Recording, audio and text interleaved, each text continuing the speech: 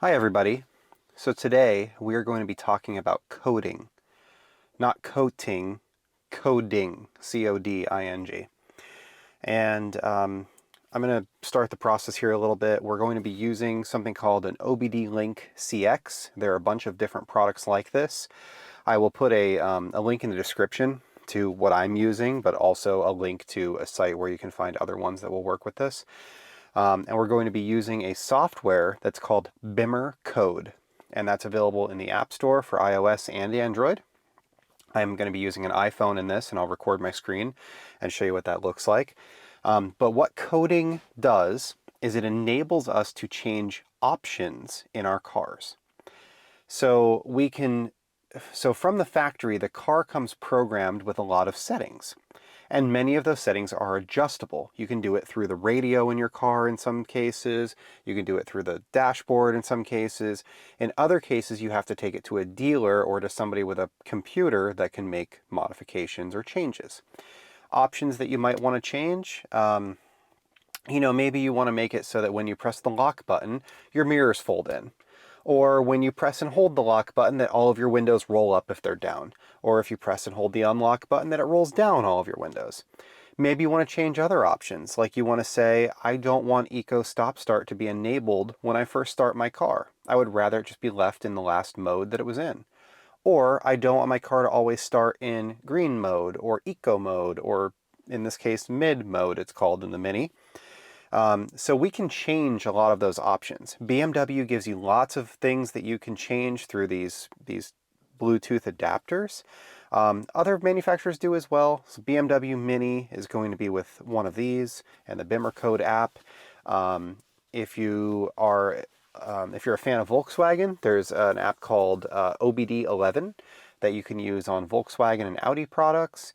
There are some other things that you can do with Mercedes. Those are more like you buy a thing online, you plug it in, it disables one thing for you. Like I had one that disabled Eco Start Stop on my GLK. It's a little bit different to do it on Mercedes.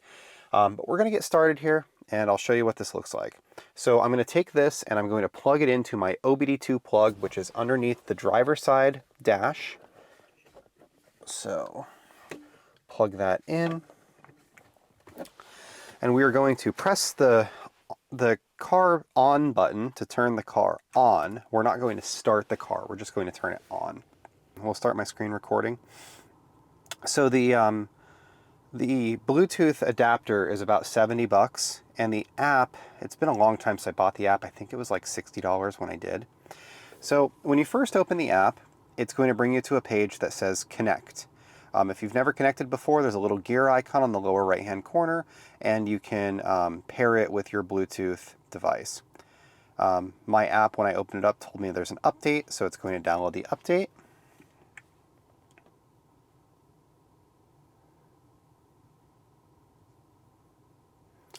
Okay, the update is now done.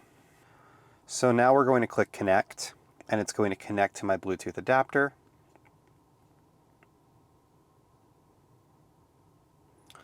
And it's going to ask me what type of vehicle I'm in. So there's a bunch of choices here, 2 Series, 3 Series, 4 Series, X Series, all kinds of stuff. I'm going to pick Mini because that's what I'm in. And then it's going to read my VIN and read the vehicle order to see what options my car came with. Then it's going to identify and read all of the control units inside the vehicle that it can talk to. This process takes a couple of minutes. Okay, so now on the screen we can see all of the different options that my car came with. So these are all of the computers that are inside the car. And we can go through each one and we can check what things we can change. So active sound design. Active sound design is going to be the amplifier. It's a noise canceling feature that the Harman Kardon system has. So we can deactivate active sound design. A lot of people like to do that. I'm going to leave that activated for now. Advanced crash safety module. Okay, so in this we have seatbelt reminders. So it's whether or not it reminds you for each seatbelt, driver's seat, passenger seat, and then there's whether the indicator lights up on your dash for the driver's seat or passenger seat, and then whether it starts after you've driven a certain distance, in this case it's set to 200 meters, how long the duration lasts, 100 seconds, and what speed do you have to brake to trigger the duration.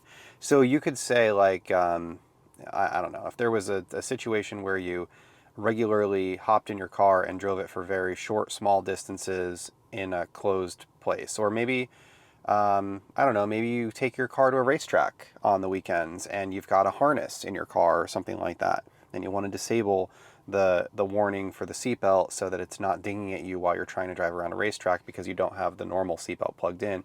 You're instead using a different one. This is a way that you could disable that. So body domain controller is a place where I want to make some changes. So we'll do that together here. We're going to let it read the coding data. All right, so under body domain controller, I've got a bunch of different options. Ambient lighting brightness decoupled from instrument cluster. Angel eyes, low beam, angel eyes, parking lights. Shut off iDrive system when driver door is open. Auto start stop function off by default. Auto stop start function memory. Auto start stop function in eco mode. So I like to do auto start stop function memory. And what that's going to do is every time I get in the car, if I had it shut off previously, it will be shut off in the next time.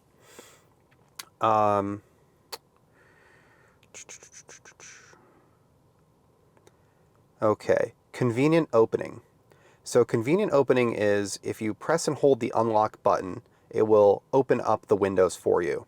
So is that active? Yes or no? Is that active with the remote control? Yes or no? How long do you have to hold the button? 2.5 seconds. How long before it starts doing the sunroof? 3.5 seconds.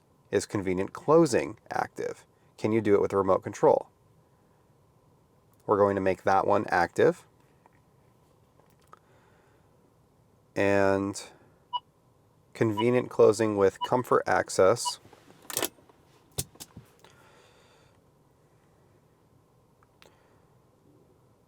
All right.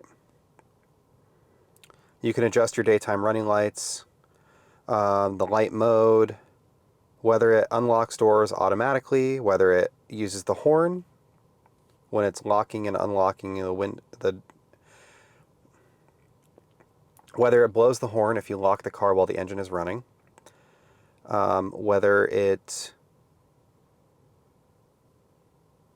So here's default driving mode. So this is going to be what driving mode is it in when you get in the car.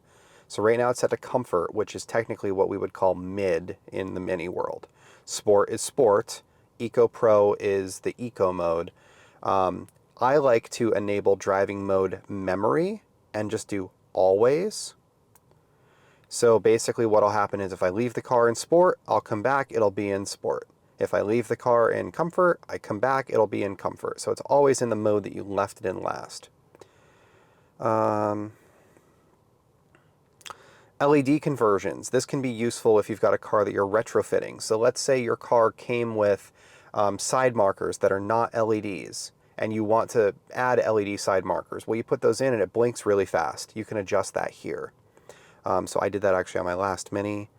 Do we fold and unfold the mirrors automatically? Active.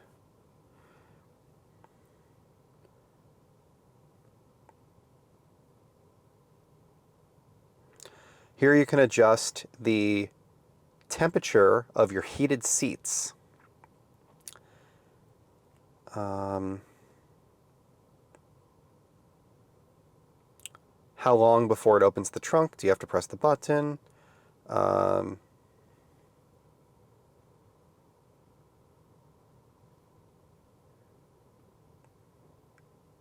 Welcome lights, brightness, those are the lights on the side of the car. All kinds of different stuff. So we're going to go here and we are going to code this code. So now here's the thing. Please note that coding should not be interrupted. Ensure a sufficient charge of your battery on your phone. So I'm at 69%. The adapter should not be disconnected during the coding and the app should not be closed. So this adapter, this app should not be closed. It says make sure that airplane mode is enabled and that if you're using a Bluetooth adapter, you want to disconnect any additional Bluetooth devices, including the connection to your car. Now this is because when I click start coding, it's actually going to like disconnect and reconnect and reboot modules. And when it does that, your radio might reconnect to your phone and interrupt what it's doing and cause an issue. So that's what you're trying to avoid. So I'm going to click Start Coding, and we'll show you here what it looks like on the car. So it's writing coding data, finishing coding, restarting ECU.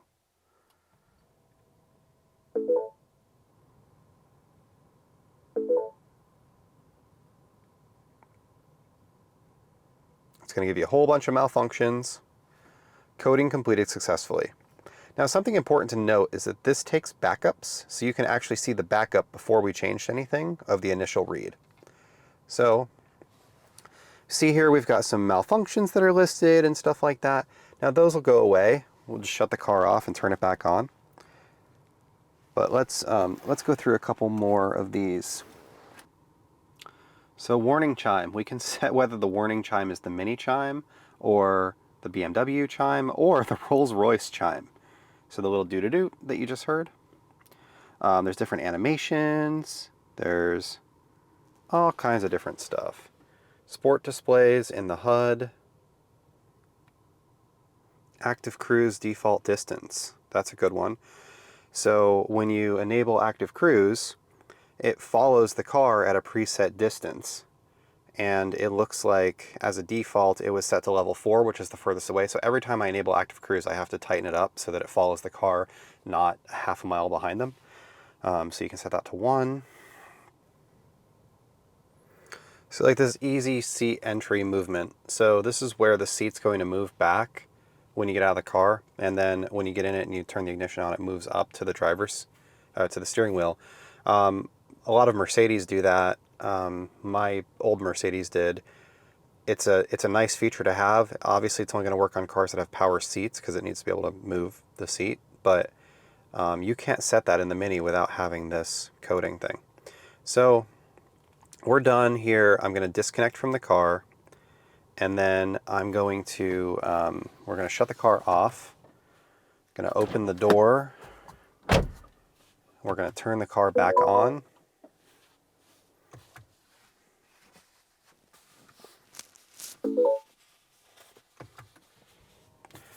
And then I just want to make sure that we don't have any errors or anything. So I've got no warnings here now. So that's cool. We'll start the car. Car is running.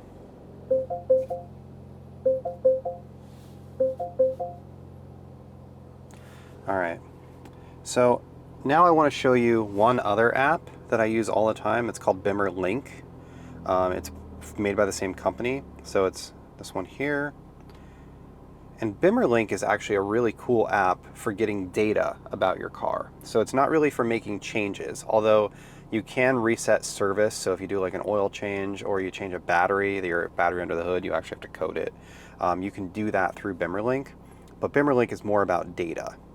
So if you go here and you go to sensor values, you can actually see,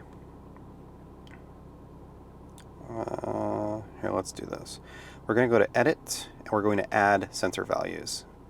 So let's say we want to see, let's do boost. So we'll do boost pressure raw value. What's another one? Temperature. So we can do like coolant temperature. We can do exhaust.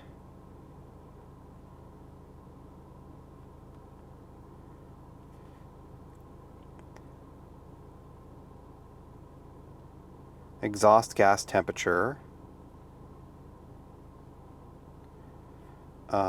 We can do oil. This is a good one, actually. I like this one. Oil level. So I don't know what you know about these Minis, but BMWs haven't had a dipstick in a long time. So you check the oil level from the radio, and it like does a thing where it reads it and stuff. But what's nice is that isn't very informative. This, you can do raw value oil level, which will show you the actual oil amount in there. It comes up in millimeters. And then we can also do like oil temperature, and I think that's good for now. So we've got, oh, let's do another one. Let's add battery voltage. Battery, current battery voltage.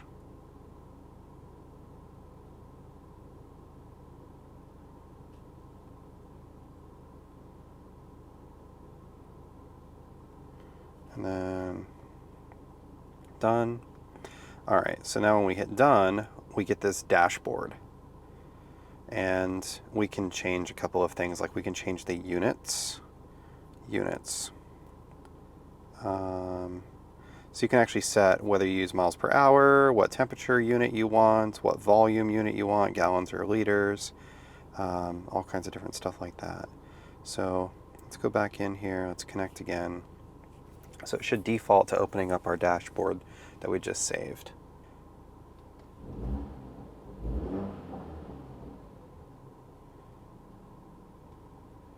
So I think that I need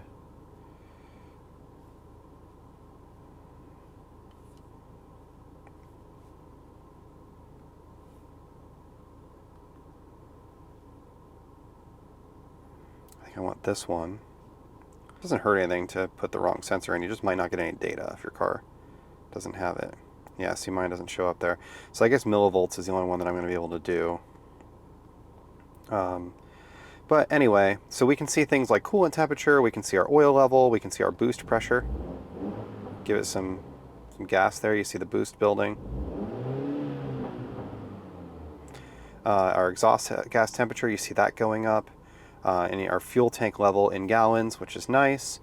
Just a little bit more verbose data than what you normally get from the dash that's a little dumbed down. I mean, it's supposed to be simple, right? So if you're trying to diagnose problems, if you're just waiting for your oil temperature to get up to operating range, or your coolant temperature to get up to operating range, or you think that you might be having an overheating issue, this is a really good diagnostic tool that you can use to see different data.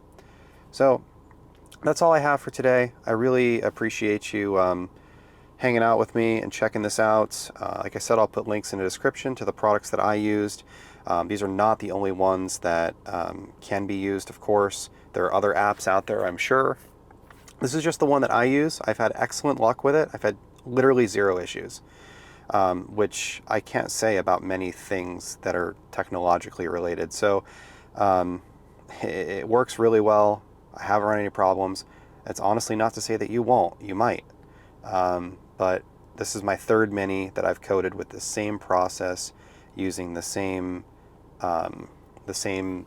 tools, and it has worked very, very well for me. And I'm comfortable doing it right now to my 2024 that has 293 miles on it, $50,000 car. And it was able to do it without an issue, and it works really well. So check these things out, yeah, let me know how your success is. So thank you for watching, and have a great day. One important thing that I just figured out myself. Inside the Bimmer Code app, when you're in the settings for the alarm, there is an option called OBD alarm. If that is enabled and you leave this plugged into the car, when you lock the car, after a couple seconds, the alarm will go off. So you can either disable that, or you can just remove this when you get out of the car. It doesn't need to be in there all the time. So your choice. But when I went to lock the car, that's what happened. I Googled alarm Bimmer Code, and the first result that came up kind of gave me the information that I needed to resolve that. So thank you. Have a great day.